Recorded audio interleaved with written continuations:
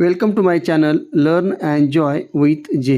CTT अध्ययन में आप सभी का स्वागत करता हूं।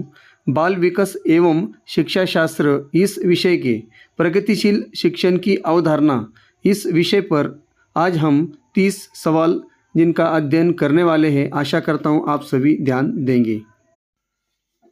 नमस्कार सभी शिक्षकगणों को। बाल विकास एवं शिक्षा शास्त्र की तासिका में आप सभी का स्वागत है। आज की तासिका में हम प्रगतिशील शिक्षण की अवधारणा इस पर आधारित 30 सवालों को जानने वाले हैं। शुरू करते हैं हमारी तासिका। सवाल पहला, एक प्रगतिशील कक्षा में शिक्षक बच्चों को वास्तविक दुनिया की समस्याओं को सुलझाने के लिए प्रेरित करता है।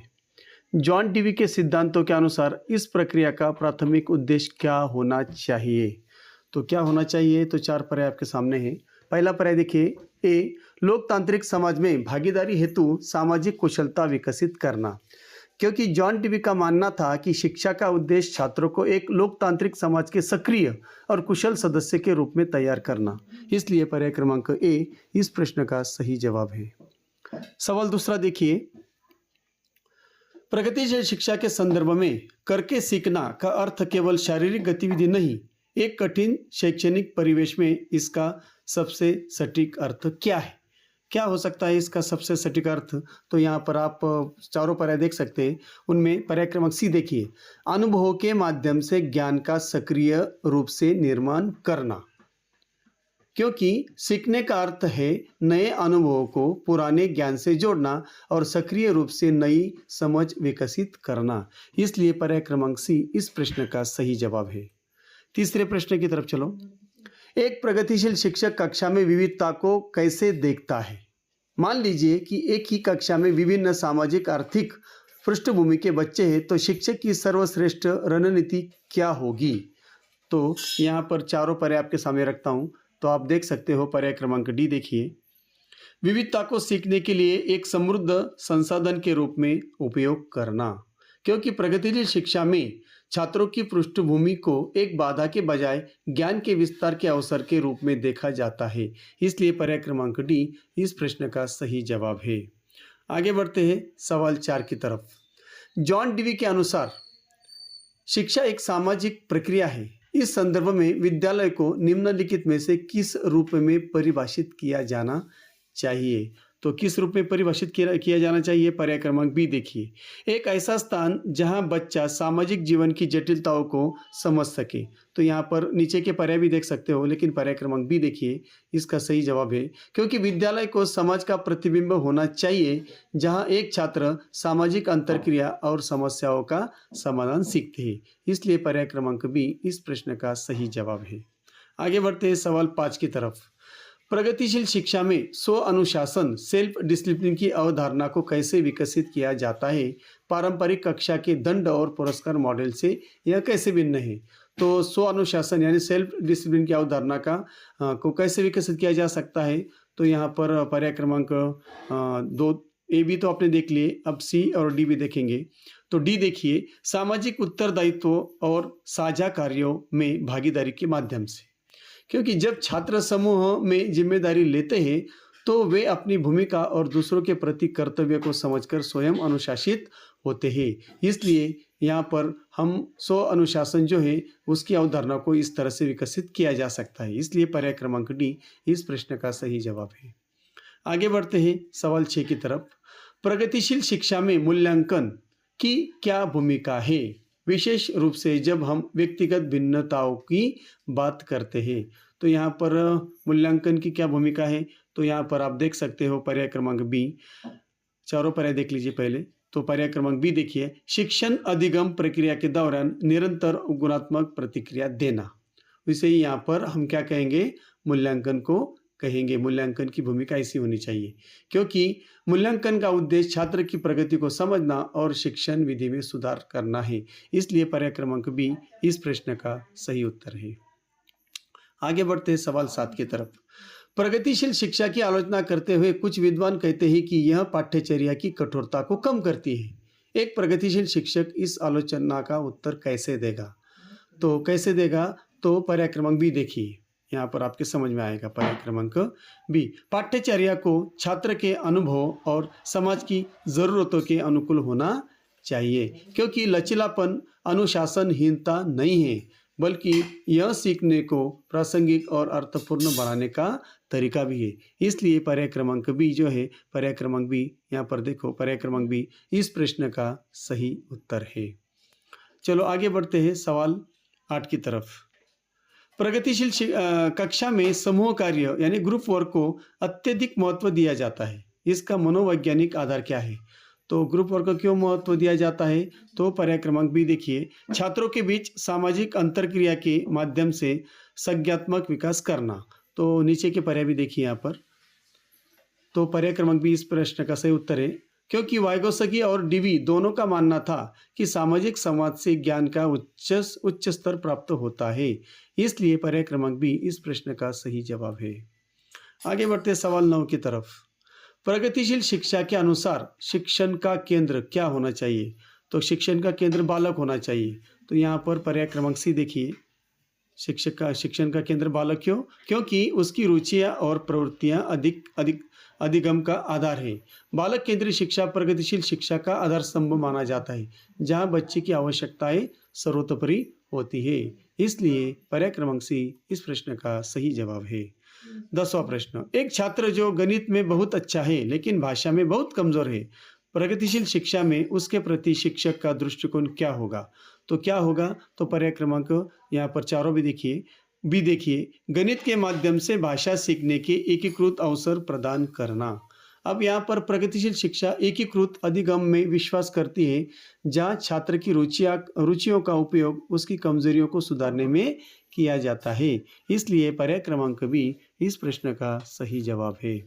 आगे बढ़ते हैं 11वें प्रश्न की तरफ।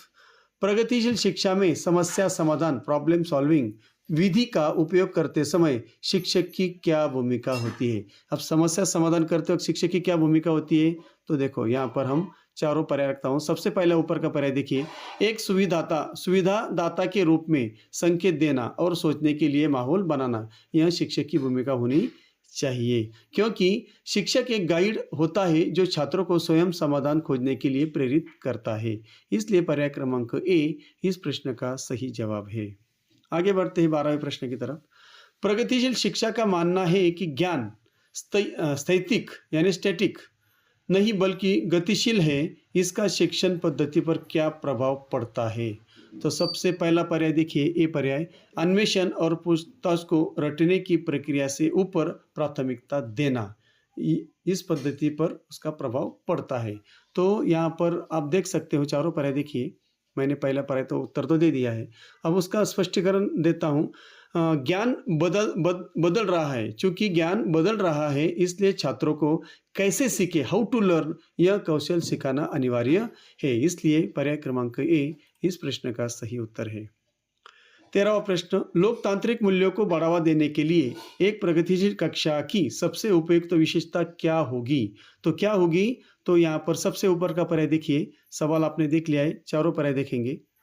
छात्रों को कक्षा के निर्णय लेने की प्रक्रिया में भागीदार बनाना, क्योंकि लोकतंत्र का अर्थ है सहभागिता। जब छात्र नियम बनाने में शामिल होते हैं तो वे उन्हें बेहतर समझते हैं। इसलिए पर्याय क्रमांक ए इस प्रश्न का सही जवाब है। 14वां प्रश्न, प्रगतिशील शिक्षा में रुचि और प्रयत्न के बीच का क्या संबंध माना गया है? तो इसका भी उत्तर पर्याय क्रमांक ए ही है। रुचि वह शक्ति है जो छात्रों को कठिन प्रयत्न करने के लिए प्रेरित करती है, क्योंकि जब कार्य छात्र के लिए अर्थपूर्ण और रुचिकर होता है तो वह स्वेच्छा से अधिक प्रयत्न यानी एफर्ट करता है। इसलिए पर्याय क्रमांक ए इस प्रश्न का सही उत्तर है। 15वां प्रश्न, एक प्रगतिशील विद्यालय में प्रोजेक्ट विधि का उपयोग करने का मुख्य लाभ क्या है? अब प्रोजेक्ट विधि का मुख्य लाभ क्या है? तो यहाँ पर पर्याय क्रमांक सी देखिए, छात्रों को सामाजिक परिवेश में वास्तविक समस्याओं का अनुभव होता है, क्योंकि किलपैट्रिक की प्रोजेक्ट विधि छात्रों को समाज से जोड़ती है और व्यवहारिक ज्ञान देती है। इसलिए पर्याय क्रमांक सी इस प्रश्न का सही जवाब है। 16वां प्रश्न, प्रगतिशील शिक्षा के अंतर्गत समालोचनात्मक चिंतन क्रिटिकल थिंकिंग को बढ़ावा देने के लिए कौन सा तरीका सबसे प्रभावी है। तो सबसे प्रभावी तरीका है क्रिटिकल थिंकिंग के लिए पर्याय क्रमांक बी देखिए। पर्याय क्रमांक बी देखेंगे तो आपके समझ में आएगा। छात्रों को एक ही प्रश्न के विभिन्न संभावित उत्तरों पर विचार करने के लिए कहना, क्योंकि बहुआयामी सोच ही समालोचनात्मक चिंतन की नींव है, जहाँ छात्र को क्यों और कैसे पर विचार करते हैं। इसलिए पर्याय क्रमांक बी इस प्रश्न का सही जवाब है। 17वां प्रश्न, यदि एक बच्चा कक्षा की गतिविधियों में भाग नहीं ले रहा है तो एक प्रगतिशील शिक्षक सबसे पहले क्या करेगा? तो पर्याय क्रमांक ए देखिए, सबसे पहले शिक्षक क्या करेगा?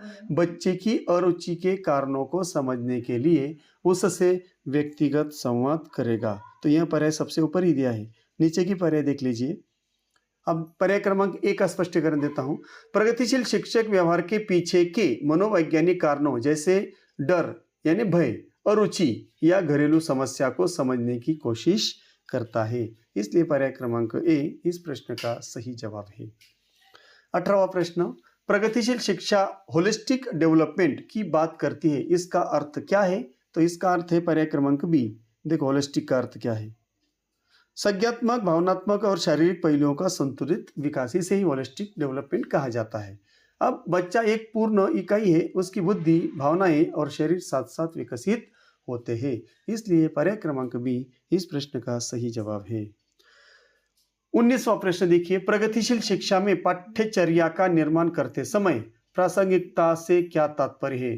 तो क्या तात्पर्य है प्रासंगिकता से? तो पर्याय क्रमांक ये देखिए, ऐसी सामग्री जो छात्र के वर्तमान सामाजिक और व्यक्तिगत जीवन से जुड़ी हो। अब उसका स्पष्टीकरण है कि छात्र तभी सक्रिय रूप से सीखता है जब उसे लगता है कि वह ज्ञान उसके वास्तविक जीवन में उपयोगी हो। तो यहाँ पर इसलिए पर्याय क्रमांक ए इस प्रश्न का सही जवाब है। आप चारों पर्याय को देख सकते हो, लेकिन पर्याय क्रमांक ए इस प्रश्न का सही उत्तर है। 20वें प्रश्न की तरफ बढ़ते हैं। जॉन डीवी के अनुसार चिंतनशील शिक्षण का क्या अर्थ है? अब चिंतनशील शिक्षण का क्या अर्थ है? तो पर्याय क्रमांक बी देखो। चिंतनशील शिक्षण जो है, चिंतनशील शिक्षण वो है शिक्षक द्वारा कक्षा के बाद अपने ही शिक्षण कार्यों का विश्लेषण करना, उसे ही चिंतनशील शिक्षण कहा जाता है। शिक्षक को यह निरंतर सोचना चाहिए कि क्या उसकी पद्धति सफल रही है और वह कैसे सुधार कर सकता है। इसे ही चिंतनशील शिक्षण कहा जाता है। इसलिए पर्याय क्रमांक बी इस प्रश्न का सही उत्तर है। 21वां प्रश्न देखिए, एक प्रगतिशील कक्षा में फर्नीचर की व्यवस्था कैसी होनी चाहिए? तो कैसी होनी चाहिए? तो पर्याय क्रमांक सी देखिए, लचीली और प्रगतिशील व्यवस्था जिसे गतिविधियों के अनुसार बदला जा सके, क्योंकि सीखने का वातावरण गतिविधि की मांग के अनुसार जैसे समूह चर्चा या व्यक्तिगत कार्य बदलना चाहिए। इसलिए पर्याय क्रमांक सी इस प्रश्न का सही उत्तर है। आगे बढ़ते हैं सवाल 22 की तरफ। प्रगतिशील शिक्षा में स्व मूल्यमापन सेल्फ असेसमेंट का क्या महत्व है? तो क्या महत्व है सेल्फ असेसमेंट का? तो यहाँ पर पर्याय क्रमांक सी देखिए, यह छात्रों को अपने स्वयं के सीखने की प्रक्रिया का स्वामी बनाता है। जब छात्र स्वयं की प्रगति की जांच करते हैं तो वे अपनी शक्तियों और कमजोरियों के प्रति सचेत होते हैं। इसलिए पर्याय क्रमांक सी इस प्रश्न का सही जवाब है। आगे बढ़ते हैं 23वें प्रश्न की तरफ। प्रगतिशील शिक्षा प्रतिस्पर्धा के स्थान पर सहयोग को क्यों चुनती है? तो प्रगतिशील शिक्षा सहयोग को क्यों चुनती है? क्योंकि सामाजिक जीवन में समस्याओं का समाधान मिलकर ही किया जा सकता है। तो यह ऐसा पर्याय कहाँ पर है? पर्याय क्रमांक डी देखो, क्योंकि सामाजिक जीवन में समस्याओं का समाधान मिलकर ही किया जा सकता है, क्योंकि शिक्षा को भविष्य के सामाजिक जीवन का अभ्यास होना चाहिए, जहाँ सहयोग सफलता की कुंजी मानी जाती है। इसलिए पर्याय क्रमांक डी इस प्रश्न का सही उत्तर है। आगे बढ़ते हैं 24वें प्रश्न की तरफ। एक प्रगतिशील कक्षा में भाषा के विकास को कैसे देखा जाता है? तो कैसे देखा जाता है? तो पर्याय क्रमांक बी देखिए, वास्तविक संवाद और सामाजिक अंतरक्रिया के एक माध्यम के रूप में देखा जाता है, क्योंकि भाषा विचारों के आदान प्रदान का औजार है और यह सक्रिय प्रयोग से बेहतर सीखी जाती है। इसलिए पर्याय क्रमांक बी जो है, पर्याय क्रमांक बी इस प्रश्न का सही जवाब है। 25वें प्रश्न की तरफ चलो। प्रगतिशील शिक्षा के अनुसार अनुशासन का सबसे अच्छा रूप कौन सा है? कौन सा है अनुशासन का सबसे अच्छा रूप? पर्याय क्रमांक सी है, लोकतांत्रिक अनुशासन, जहां नियम आपसी सहमति से बने हैं, क्योंकि सहभागिता से बने नियमों के प्रति छात्रों का सम्मान और पालन अधिक स्वाभाविक होता है। इसलिए पर्याय क्रमांक सी इस प्रश्न का सही उत्तर है। 26वां प्रश्न, प्रगतिशील शिक्षा में ज्ञान का एकीकरण क्यों आवश्यक है? क्यों आवश्यक है ज्ञान का एकीकरण? तो पर्याय क्रमांक सी देखिए, क्योंकि वास्तविक जीवन की समस्याएं किसी एक विषय तक सीमित नहीं होती, इसलिए एकीकरण, ज्ञान का एकीकरण आवश्यक है। तो जीवन की चुनौतियों के लिए गणित, विज्ञान, इतिहास और कला के समन्वित ज्ञान की आवश्यकता होती है, इसलिए पर्याय क्रमांक सी इस प्रश्न का सही जवाब है। 27वां प्रश्न, यदि एक शिक्षक प्रगतिशील शिक्षा को अपनाना चाहता है तो उसे अपने अधिकार की धारणा को कैसे बदलना होगा? कैसे बदलना होगा? तो पर्याय क्रमांक ए से बदलना होगा। देखो पर्याय क्रमांक ए, उसे ज्ञान के स्रोत के बजाय अधिगम के साथी की भूमिका अपनानी चाहिए, क्योंकि शिक्षक वह है जो छात्रों के साथ मिलकर खोज करता है, न केवल आदेश देता है। इसलिए पर्याय क्रमांक ए इस प्रश्न का सही उत्तर है। 28वां प्रश्न, प्रगतिशील शिक्षा में फेल होने की अवधारणा को कैसे देखा जाता है? देखो प्रगतिशील शिक्षा में फेल होना भी एक या क्या माना जाता है? संकेत सुधार माना जाता है। तो पर्याय क्रमांक यहाँ देखो, चारों पर्याय आपके सामने हो। पर्याय क्रमांक सी देखिए, यह सीखने की प्रक्रिया में सुधार की आवश्यकता का एक संकेत माना जाता है। देखो फेल होना यह भी सीखने की प्रक्रिया में सुधार की आवश्यकता आवश्यकता का एक संकेत माना जाता है, क्योंकि असफलता को एक फीडबैक के रूप में लिया जाता है ताकि शिक्षण रणनीति में बदलाव किया जा सके। इसलिए पर्याय क्रमांक सी इस प्रश्न का सही जवाब है। 29वां प्रश्न, प्रगतिशील विद्यालय में कला और शिल्प का क्या महत्व है? क्या महत्व है कला और शिल्प का महत्व? तो पर्याय क्रमांक ए देखिए, ये हाथ और मस्तिष्क के बीच समन्वय और अभिव्यक्ति का महत्वपूर्ण साधन है। गांधी जी और डीवी दोनों ने शारीरिक श्रम और कलात्मक अभिव्यक्ति को बौद्धिक विकास के लिए अनिवार्य माना था, इसलिए पर्याय क्रमांक ए इस प्रश्न का सही जवाब है। और आखिरी प्रश्न, प्रगतिशील शिक्षा का अंतिम लक्ष्य क्या है? क्या है अंतिम लक्ष्य? तो पर्याय क्रमांक बी देखिए, एक न्यायपूर्ण और लोकतांत्रिक समाज का निर्माण करना, यह प्रगतिशील शिक्षा का अंतिम लक्ष्य है, क्योंकि शिक्षा का व्यापक उद्देश्य सामाजिक सुधार और बेहतर मानवीय मूल्यों की स्थापना है। इसलिए पर्याय क्रमांक बी इस प्रश्न का सही उत्तर है। 30 प्रश्न यहाँ पर प्रगतिशील शिक्षण की अवधारणा पर हमने लिए। आशा करता हूँ आपको समझ में आए होंगे, और अगर वीडियो अच्छा लगा हो तो ज़रूर लाइक कीजिए, कमेंट्स कीजिए, और अभी तक अपने चैनल को सब्सक्राइब नहीं किया है तो ज़रूर कीजिए, ताकि CTT के एग्ज़ाम के लिए जितने भी वीडियो अपलोड हुए सभी आप तक पहुंच सके। और TET के भी वीडियो हमने अपने चैनल पर अपलोड किए हैं, उसे भी आप कंसिडर कर सकते हो। तो रुकता हूँ, फिर मिलेंगे नई तासिके के साथ। तब तक के लिए जय हिंद, जय महाराष्ट्र।